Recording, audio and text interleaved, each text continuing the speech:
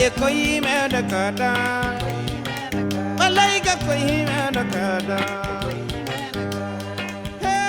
Farka Touré was a musician from Mali, particularly a guitarist, but he did play other things as well. So normally what I do is I record these short introductions for the act, and then I can reuse them if I've got albums, more than one album by the same act. And in this case, I'm afraid Short isn't going to quite cut it because his life has been far too interesting.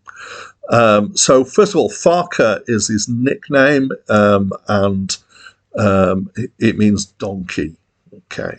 Now, in his early years, he grew up in Mali, obviously, and they have certainly in the culture that he was part of, there was a caste system, and it was too high a caste to be a musician, but he obviously went against that. He secretly, in his youth, made a one-stringed instrument and would play it along with some of his friends. Alongside other jobs that he had as he was getting a little bit older, he was a chauffeur and an ambulance boatman. I love the idea of an ambulance boatman. He had an experience at a performance of the National Ballet of Guinea in 1956 when the part of the accompaniment was on the guitar, and he fell in love with the guitar at this point. He then started going to musical competitions. He learnt to sing in 7 different languages and did rather well in these competitions, to the extent that eventually he had a trip to Bulgaria, of all places, to represent Mali. And whilst he was there, he heard blues and he bought a guitar, and he particularly liked the music of John Lee Hooker. He got a job at Radio Mali, which allowed him to use their recording studio, which at the time was the only one in Mali. And he started sending tapes to French labels and consequently got a deal and started releasing records through the French labels. British DJ Andy Kershaw picked up a copy of one of his albums whilst he was on a trip to Paris to try and find music that wasn't available in Britain, and started playing some of his tracks on Radio 1, and there was a huge positive reaction. And his career basically picked up at that point from there. He's recorded with bluesmen and with folk people and with all sorts of things. He's recorded in France and in Britain. He did some recording in Hollywood, but he said he didn't like it. He didn't like the feel of the place. He had a kind of, a way with words. He said America was like a spiritual car park, and he resisted attempts to categorize him as a blues player, saying that blues was like soap powder. He became eventually mayor of the town that he grew up in, and he spent some of his own money on doing up the roads, getting some sewers dug, and buying a generator to supply electricity for the town. He released somewhere around the order of 20 albums. Some of those were after his death in 2006. Hi, my name's Dan.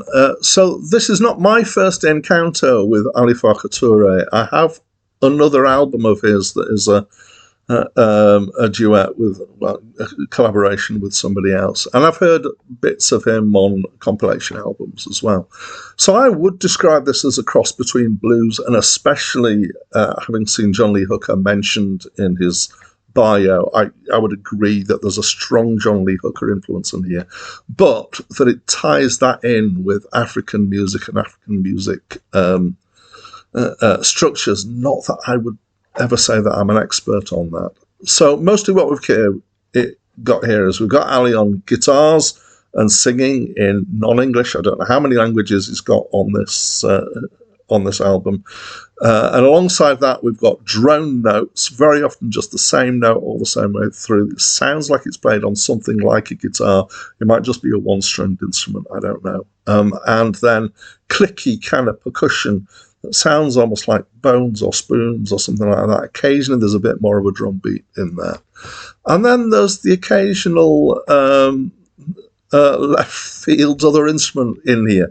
So there's a harmonica and there's a fiddle and a bodhrán, which is the Irish drum, and a tenor sax on one track. But it's all made to work well, and it it all blends together nicely. It's mostly the music is based around kind of riffs and ideas, kind of repeated patterns, but unlike a lot of kind of Western folk as it started and then into pop, which is often based on the idea of a chord sequence, it doesn't really feel like that. It's mostly on one chord, although sometimes there's the occasional shift to another chord or another kind of feeling of a mode in there. I think the influence of European classical music isn't so strong in here, and so the structure is different. There's some nice guitar playing, and the singing is nice enough, and overall I found it to be pleasant. I enjoyed it. I do like a bit of world music, and this is kind of somewhere between kind of African world music and blues, as I've said before. So yeah, I quite enjoyed it. I'd love to know what you think of this album, so please let me know in the comments below. That's it from me for now.